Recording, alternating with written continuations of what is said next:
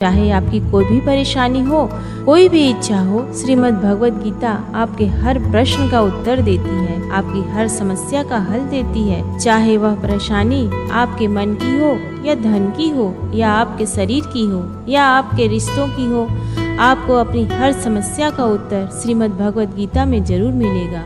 आज हम उसी श्रीमद् भगवत गीता के ऐसे 11 अनमोल उपदेश आपको बताएंगे जो आपकी पूरी जिंदगी बदल देंगे। बस आप इन बातों को वीडियो के अंत तक ध्यान से सुनिए। जो भी व्यक्ति इस वीडियो को अंत तक सुनेगा उसे अपनी जिंदगी, उसे अपनी हर परेशानी का हल अवश्य मिलेगा। उसे अपनी जिंदगी में जो कुछ भी करना है वह उसे जरूर मिलेगा। श्रीमद् भगवत गीता का सबसे पहला उपदेश यह है कि कोई अगर आपका अपना है या कोई आपसे बड़ा है तो उसका अपने प्रति गलत व्यवहार कभी भी सहन नहीं करना चाहिए। यह गीता का उपदेश हमारी जिंदगी से भी जुड़ा है। हम भी अपने मन की अधिकतर तकलीफों को यह सोचकर जिंदगी भर सहते रहते हैं कि यह तो मेरा अपना है, यह तो मेरा बड़ा है, इसको हम कैसे कुछ कर सकते हैं। हम अगर नहीं सहेंगे, कुछ कह देंगे तो हमारे रिश्ते ही खराब हो जाएंगे, हमारे रिश्ते ही समाप्त हो जाएंगे। पर सोचने की बात यह है कि उस व्यक्ति को आप अपना कैसे मान सकते हैं जो आपकी तकलीफों की वजह से आपका तो वह होता है जो हमारी तकलीफों को दूर कर दे। तो गीता का यह उपदेश है कि किसी को भी अपना फायदा मत उठाने दो, किसी को भी खुद पर जुल्म मत करने दो, क्योंकि आप जितना सही सह लोगे आपको उतना सहने के लिए और मजबूर करेंगे। गीता का पहला अध्याय जिसका नाम अर्जुन विषाद योग है और दूसरा अध्याय जिसका नाम सांख्य योग है, उसके आरंभ में अर्जुन ने श्री कृष्ण के आगे अपना दुख प्रकट किया कि हे केशव, मैं कौरवों से कैसे युद्ध कर सकता हूँ? यह सब तो मेरे अपने ही है। मैं कैसे भीष्म पितामह और द्रोणाचार्य से युद्ध करूँगा, क्योंकि वो दोनों मेरे पूजनीय हैं। इसलिए इन गुरुजनों को मारने से तो अच्छा है मैं भिक्षा के अन्न को खाकर अपने जीवन का गुजारा करूं। और जिन कौरवों से मैं युद्ध करने जा रहा हूं वह सब धृतराष्ट्र के पुत्र मेरे भाई ही हैं, मेरे अपने ही हैं। इन सब को मारने से अच्छा है कि मैं सन्यासी बन जाऊं। तो श्री कृष्ण ने अर्जुन से कहा कि यहाँ कौन अपना है और कौन पराया है। जो अधर्म करता है उसके साथ युद्ध करना तुझे मोक्ष और मुक्ति देगा। तू अपने इस मन के मोह को त्याग दे, नहीं तो सारा जग तेरी निंदा ही करेगा, तुझे डरपोक कहेगा। बात अपने पराये की नहीं है, धर्म और अधर्म की है, बात सही और गलत की है।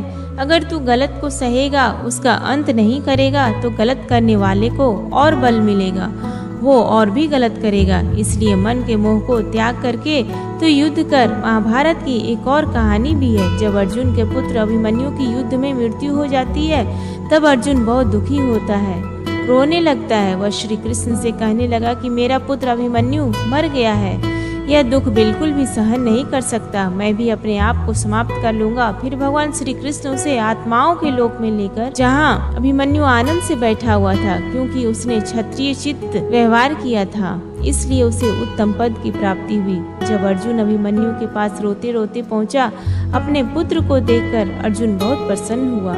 उसे गले से लगाकर कहने लगा कि हे पुत्र, तेरे बिना तो मैं जी ही नहीं सकता, मैंने तो अपने जीवन की आशा का ही त्याग कर दिया है। तो अभिमन्यु कहने लगा कि आप कौन हैं? अर्जुन बोला, मैं तेरा पिता हूँ, तू मेरा पुत्र है। अभिमन्यु कहने लगा कि कौन पिता कौन पुत्र, मेरे हजारों जन्म हुए हैं, किसी जन्म में आप मेरे पिता बनते हैं और किसी जन्म में मैं आपका पिता बनता हूँ। आत्मा का ना कोई माता होता है और ना ही कोई पिता होता है। जब अर्जुन ने देखा कि मेरा पुत्र मुझे पहचान भी नहीं पा रहा है तो उसका सारा मोह खत्म हो गया।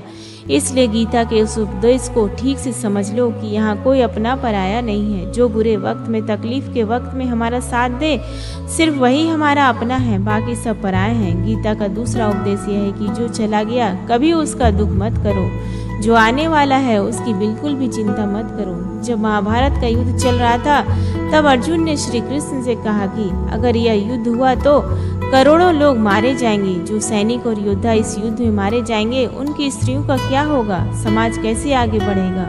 और भी बहुत सी बातें अर्जुन ने विस्तार से कही। तो भगवान श्री कृष्ण ने कहा, अर्जुन तू बड़ी बड़ी ज्ञानियों जैसी बातें करता है, लेकिन जो सच में ज्ञानी होता है वो लोग मर चुके हैं, जा चुके हैं या एक दिन जाने वाले होते हैं। उनकी चिंता नहीं करता है, उनका दुख नहीं करता, तेरे हाथ में कुछ भी नहीं है। तू चाहकर भी कुछ कंट्रोल नहीं कर सकता। जीवन और मरण यह तो प्रकृति की नियति है। इसीलिए जो ज्ञानी होता है वह किसी के मरने पर भी रोता नहीं है। ज्ञानी जन ना ही बीते हुए कल का शोक करते हैं और ना ही आने वाले कल की चिंता करते हैं। इसलिए जो होने वाला है वह होकर ही रहता है और जो नहीं होने वाला है वह कभी नहीं होगा। ऐसा निश्चय जिसको समझ में आ जाता है, जिसकी बुद्धि में आ जाता है, उसे कभी कोई चिंता नहीं सताती, कोई दुख नहीं सताता। हमारे सारे दुखों का कारण ही यही है, या तो हम जो वक्त गुजर चुका है उसे सोच सोच कर परेशान होते रहते हैं, यहाँ भविष्य की चिंता कर करके खुद को बीमार कर लेते हैं, नष्ट कर देते हैं। गीता का ज्ञान हमें यही सिखाता है कि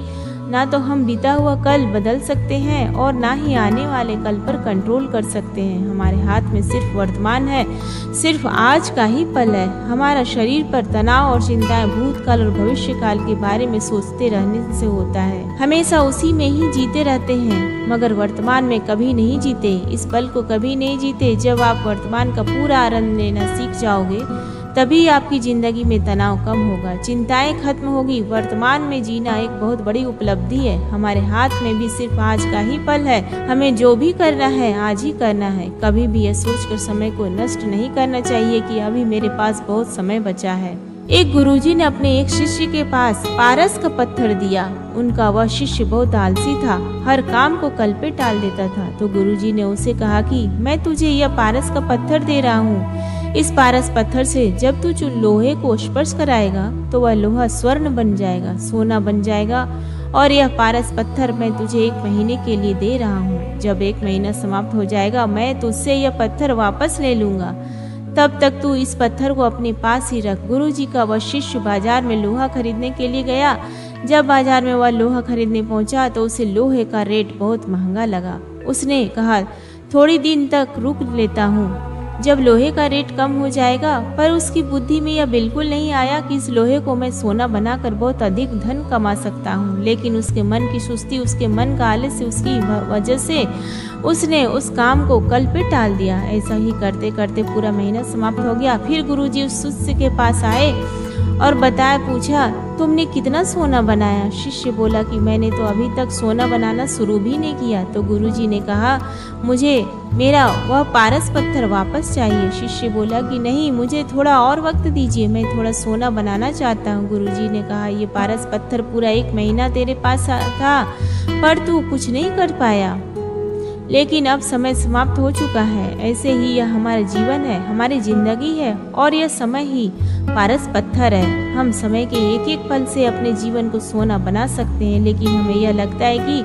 हमारे पास बहुत समय बचा है। चाहे एक दिन जिंदगी को जी लेंगे, एक दिन जिंदगी में खुश हो जाएंगे, लेकिन वह दिन कभी नहीं आता। हम जिंदगी भर भागते रहते हैं, चिंता करते रहते हैं, दुखी होते रहते हैं, लेकिन जिंदगी को जीना, खुश रहना हम भूल जाते हैं। इसलिए गीता का ज्ञान हमें यह सिखाता है कि आप आज में जीना सीखो, इस पल में जीना सीखो। गीता का तीसरा उपदेश यह है कि मौत से डरना बिल्कुल व्यर्थ है। श्री कृष्ण ने गीता में कहा यह संसार मृत्यु लोक है। जिसका भी जन्म हुआ है वह एक दिन जरूर मर जाएगा, जिसका आरंभ हुआ है उसका अंत अवश्य होगा। हम इसे रोक नहीं सकते। जैसे हम रोज कपड़े बदलते हैं वैसे ही हमारी आत्मा नया शरीर धारण करती है। मृत्यु सिर्फ इस जीवन का एक नया आरंभ है, इस जीवन का अंत नहीं है। आत्मा कभी नहीं मर सकती और ना ही उसे कोई मार सकता है, लेकिन मौत का डर मनुष्य को सबसे ज्यादा लगा रहता है। मौत का दुख भी इंसान को सबसे ज्यादा होता है। एक पेड़ में 2 पक्षियों का जोड़ा रहता था। उन दोनों को एक दूसरे से बहुत प्रेम था। उन्होंने साथ जीने मरने की कस्में खाई थी। एक दिन वहाँ एक शिकारी आया।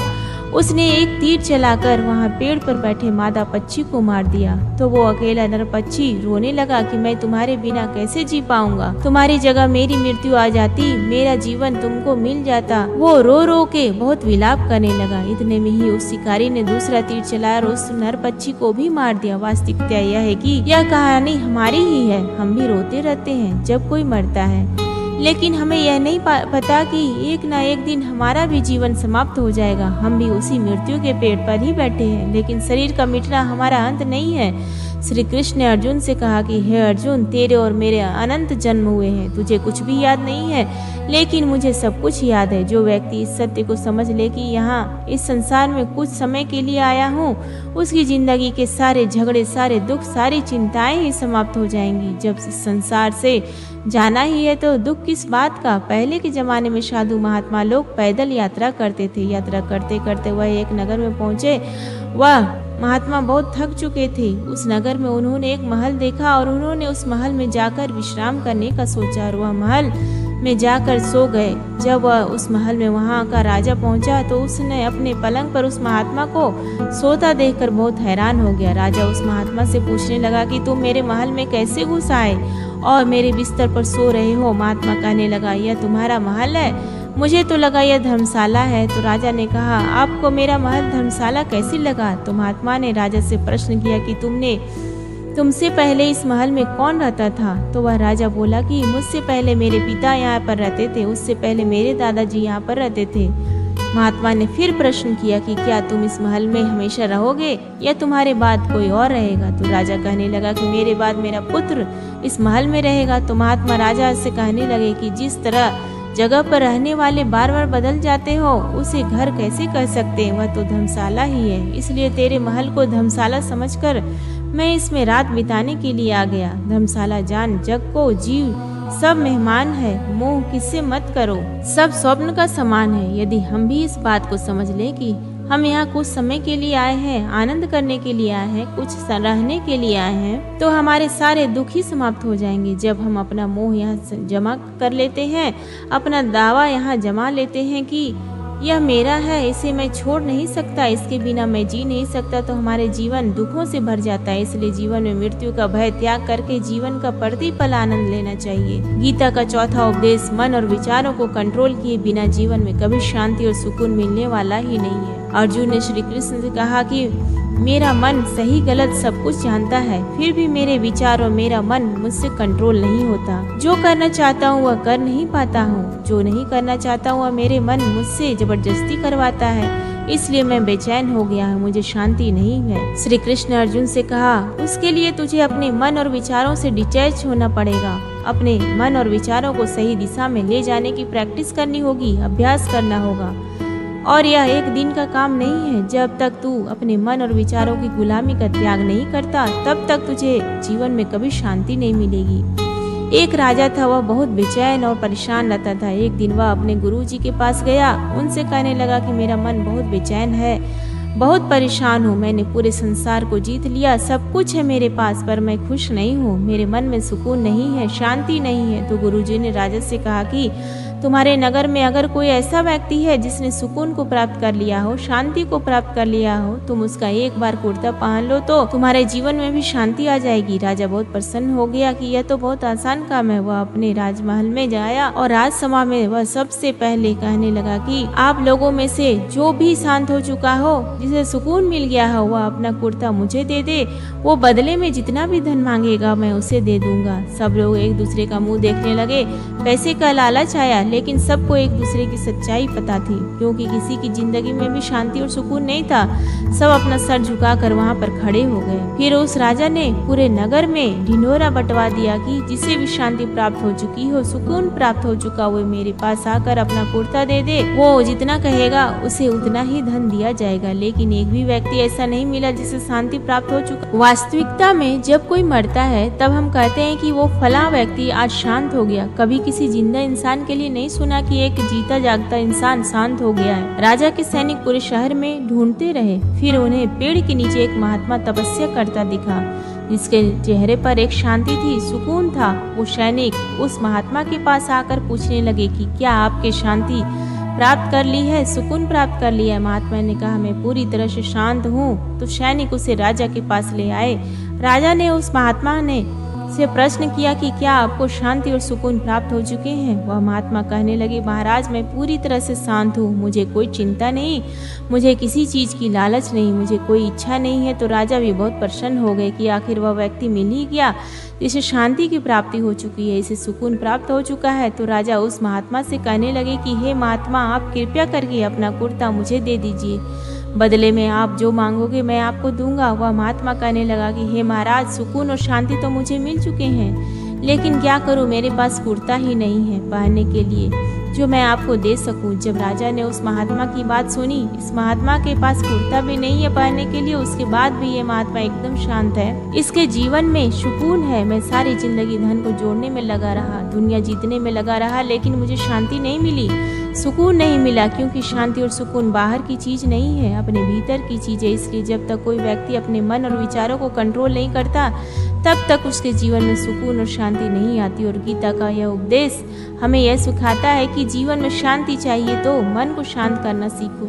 गीता का 5वां उपदेश यह है कि वासना, क्रोध और लालच सर्वनाश का कारण है, नरक का द्वार है। जिस भी मनुष्य में ये 3 अवगुण होते हैं, वो हमेशा दूसरों को दुख पहुंचाकर अपने ही सुख और स्वार्थ की पूर्ति करता है। किसी भी चीज की ओर से और ज्यादा वासना करना और क्रोधी स्वभाव होना और मन में लालच होना उसके जीवन में सुख को समाप्त कर देते हैं, उसके सारे रिश्तों में जहर भर देते हैं। इन्हें नरक का द्वार इसलिए कहा जाता है क्योंकि जिस इंसान में अत्यधिक क्रोध है, लालच है, वासना है, उसका पूरा जीवन जहर से भरा रहता है। उसको मरने के बाद नहीं, जीते जी यहीं पर नरक का दर्शन होता है। गीता का 6वां उपदेश यह है कि सब भगवान एक ही है, कोई छोटा बड़ा नहीं है, सब एक परम ब्रह्म परमात्मा के अलग अलग रूप है और नाम है। श्री कृष्ण ने गीता के 10वें अध्याय विभूति योग में बताया है कि जितने भी जगत के देवी देवता है वो सब मेरी ही विभूति है। मैं ही शिव हूँ, मैं ही इंद्र हूँ, मैं ही यक्ष राज कुबेर हूँ, मैं ही अग्निदेव हूँ, देवताओं के गुरु बृहस्पति भी मैं ही हूँ, समुद्र भी मैं ही हूँ, अक्षरों में ओम भी मैं हूँ, काल का महाकाल भी मैं ही हूँ, सारे जगत का नाश, उत्पत्ति और पालन करने वाला भी मैं ही हूँ।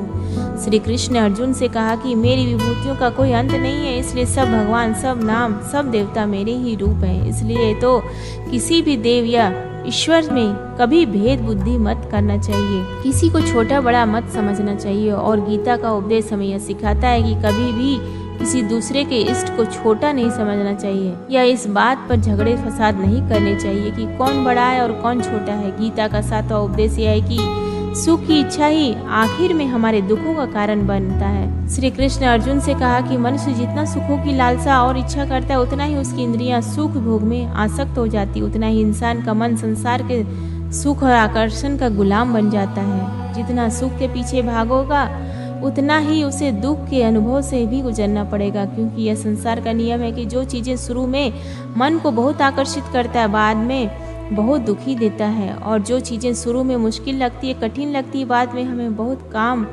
आती है। गीता का 8वां उपदेश यह है कि जो भी मनुष्य दुनिया के सारे सहारे छोड़कर सिर्फ भगवान को ही अपना सहारा मान लेता है, उसकी हर जरूरत वह ईश्वर पूरा करता है, उसकी हर प्रकार से रक्षा वे परमात्मा ही करते हैं। जो भी व्यक्ति मुझे ही अपना सहारा मानता है, उसका योगक्षेम में वहन करता हूँ हम, अर्थात जो चीज नहीं मिली है उसकी प्राप्ति करना, उसका नाम योग है। जो चीज जीवन में मिली हुई है उसकी रक्षा करना, उसका नाम क्षेम है। तो श्री कृष्ण कहते हैं जो मुझ पर डिपेंड हो जाते हैं उनको जो चाहिए मैं जरूर देता हूँ और उनकी हर प्रकार से मैं रक्षा करता हूँ। गीता का 9वां उपदेश यह है कि संसार में हमारा कुछ भी नहीं है। गीता सार में आपने कई बार सुना होगा कि तुम्हारा क्या है, क्या गया है जो तुम रोते हो, तुम क्या लाए थे जो तुमने खो दिया, तुमने क्या पैदा किया जो नष्ट हो गया, तुमने जो लिया यहीं से लिया, जो कुछ भी दिया यहीं पर दिया, जो आज तुम्हारा है कल किसी और का होगा, क्योंकि परिवर्तन इस संसार का नियम है। कल तक जिसके बिना आप जी नहीं सकते थे, आज उनसे कोई रिश्ता ही नहीं है, बातचीत तक नहीं है। कहाँ गए वह जीवन भर के सारे रिश्ते, वो सारे मित्र जो साथ जीने मरने की बातें करते थे, आज पता भी नहीं कि वह लोग कहाँ चले गए। यह संसार परिवर्तनशील है, सब लोग यहाँ बदल जाते हैं, हर रिश्ता बदल जाता है, और तो और यह हमारा शरीर भी हर दिन बदल रहा है, बचपन से जवानी, जवानी से बुढ़ापा, और एक दिन यह शरीर हमारा साथ छोड़ देता है। तो किसके लिए रोना और किसकी चिंता करना। हम सारी जिंदगी चीजों को, रिश्तों को, जिंदगी को बनाने में, सजाने में, संवारने में लगे रहते हैं, लेकिन एक दिन सब कुछ बिखर जाता है। सारी जिंदगी जिस संपत्ति, जिन रिश्तों के लिए हम लड़ते रहते हैं, एक दिन सब कुछ छोड़ करके हमें इस दुनिया से जाना पड़ता है। गीता का 10वां उपदेश हमें यह सिखाता है कि किसी से भी हद से ज्यादा मोह कभी मत करना। श्री कृष्ण ने गीता का पूरा ज्ञान ही अर्जुन के मोह को नष्ट करने के लिए कहा है। यह मोह ही है जो इंसान को सबसे ज्यादा रुलाता है। वह इतना बलवान है कि शेर जैसे इंसान को भी गीदड़ बना देता है। जो अर्जुन युद्ध में देवताओं से भी जीत गया, पर अपने रिश्तेदारों को युद्ध में देखकर उसका हाथ कांपने लगा। वह बोला, हे केशव, मेरे हाथ में धनुष पकड़ने की ताकत भी नहीं बची, मेरे हाथ कांप रहे, मैं युद्ध नहीं कर पाऊंगा। ये मोह इतना पेनफुल होता है जिसकी पीड़ा न सह पाने के कारण कई लोग अपनी जिंदगी खत्म कर देते हैं, आत्महत्या तक कर लेते हैं कि उस व्यक्ति के बिना हम जी नहीं पाएंगे। किसी से भी हद से ज्यादा मोह करोगे तो जीवन भर पीड़ा का ही सामना करना पड़ेगा। जो व्यक्ति अपने मोह से बाहर नहीं आता, उसका सब कुछ उससे छीन जाता है, उसकी सारी खुशी खत्म हो जाती है। इसलिए गीता का ज्ञान बार बार यही सिखाता है कि अपने मन के मोह को त्याग करके आप बलवान बनो, बुद्धिमान बनो, सत्य के दर्शन करो कि वास्तविकता क्या है। क्योंकि हमारा मोह हमें हमेशा झूठ ही दिखाता है, झूठ पर ही विश्वास दिलाता है और दिल में झूठी उम्मीदें जगाता है, और यही हमारे दुखों का कारण है। हम ही मोह कर लेते हैं, हम ही लोगों से उम्मीदें लगा बैठते हैं, पर वास्तविकता बिल्कुल अलग होती है। लोग वैसे नहीं होते जैसे हम मान लेते हैं, जैसा हम समझ लेते हैं। क्योंकि मोह के कारण हमें सच्चाई दिख नहीं पाती, लोगों का असली चेहरा नहीं दिख पाता। इसलिए गीता का उपदेश हमें यह सिखाता है कि जीवन में अगर आनंद और प्रसन्नता से रहना है तो किसी से भी हद से ज्यादा मोह कभी मत करना। गीता का 11वां उपदेश यह है कि इस दुनिया में अगर आए हो तो दुख तो मिलेगा ही मिलेगा, दुख से कभी घबराना मत, दुख से कभी डरना मत। श्री कृष्ण ने गीता में कहा है कि यह संसार दुखाल अशाश्वता है, अर्थात यह संसार दुखों का घर है। जिसे औषधालय में औषधि मिलता है, पुस्तकालय में पुस्तकें मिलती है, चिकित्सालय में चिकित्सा होती है, वैसे इस संसार को भी श्री कृष्ण ने एक नाम दिया है, दुखालय, जहाँ पर दुख मिलता है। जो दुख तो यहाँ पर हर किसी के जीवन में आता है, लेकिन अगर दुख आया है तो सुख भी आएगा। इसलिए दुख से कभी डरना नहीं चाहिए, क्योंकि यह संसार दुखालय भी है और आशावत भी है। आशास्वत का मतलब यही होता है कि यहाँ परमानेंट कुछ भी नहीं है, यहाँ सब कुछ बदल जाता है। कुछ दुख सुख में बदल जाता है और सुख दुख में बदल जाता है, सम्मान अपमान में, अपमान सम्मान में बदल जाता है, खुशी दर्द में और दर्द खुशी में कभी भी बदल जाती है, जीत हार में, हार जीत में। यहाँ कभी भी कुछ भी बदल सकता है, कुछ भी परमानेंट नहीं है, ना ही हम परमानेंट है, ना ही हमसे जुड़ी कोई चीज यहाँ पर परमानेंट है। क्योंकि यह संसार आशाश्वत है, शाश्वत नहीं है, अशाश्वत है, शाश्वत नहीं है। यहाँ सब कुछ बदलने वाला है, यहाँ कुछ भी परमानेंट नहीं रहेगा, तो आपका दुख भी परमानेंट नहीं रहेगा। इसलिए दुख से कभी भी डरना नहीं चाहिए। गीता का यह उपदेश हजारों साल पुराना है, लेकिन आज भी नए से नया है। पूरे विश्व में गीता को सबसे ज्यादा पढ़ा गया और सबसे कम समझा गया। श्रीमद् भागवत गीता का यह उपदेश अगर कोई व्यक्ति ठीक से समझ ले और उसे अपनी जिंदगी में उतार ले तो यह पक्की बात है, वो अपनी जिंदगी में जो चाहे वह हासिल कर सकता है। अपने जीवन की हर समस्या का वह एक पल में बाहर आ सकता है। श्रीमद् भागवत गीता के इस दिव्य उपदेश को हमें बार बार सुनना चाहिए, हर रोज सुनना चाहिए। जब भी जीवन में कोई चिंता या परेशानी आए तो एक बार इस उपदेश को जरूर सुन लेना और मन में यह विश्वास रखना कि गीता का यह उपदेश आपकी जिंदगी की हर परेशानी में आपको राह अवश्य दिखाएगा।